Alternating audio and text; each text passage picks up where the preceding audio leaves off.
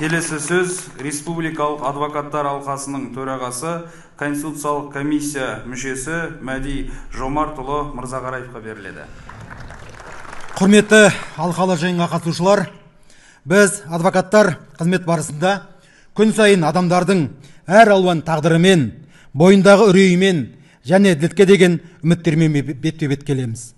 Қағаздағы заң жарғыларының артында әрдайым адам өмірі, құқығы мен бостандығы, атағы мен абыройы, отбасы мен болашағы жатқанын жақсы білеміз.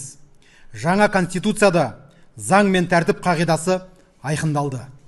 Бұл еліміздің барлық құқықтық жүйесін қамтитын құндылықтардың жиынтығы.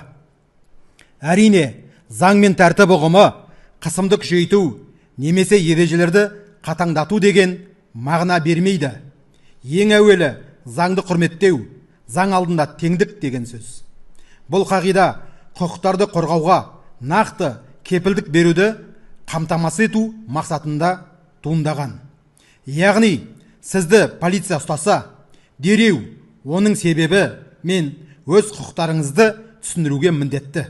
Бұл норма азаматтардың негізгі кепілдіктерін нақты айқындайды. Атап айтқанда, білікті заң көмегін алу құқығы, өзін қорғау құқығы, күнәсіздік презумпциясы, адамды өзіне немесе жақын туыстарына қарсы айғақ беруге, мәжбүрлеуге тыйым салу деген сияқты.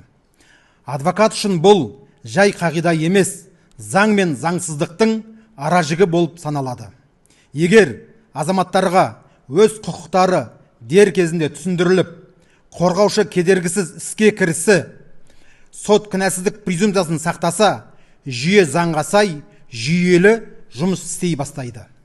Сонда ғана әділетке деген сенім тек қағаз жүзінде емес, іс жүзінде жүзеге асады. Сондай-ақ жаңа конституция жеке өмір мен деректерді, оның ішінде цифрлық ортадағы құпияны қорғауды күшейтеді. Бұл әсіресе қазіргі таңда өте маңызды.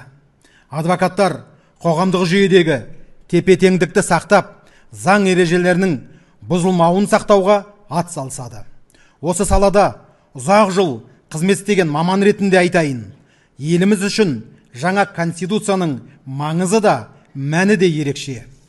Еліміздің құқықтық жүйесіндегі үлкен бетбұрыс, жарқын қадам дер едім.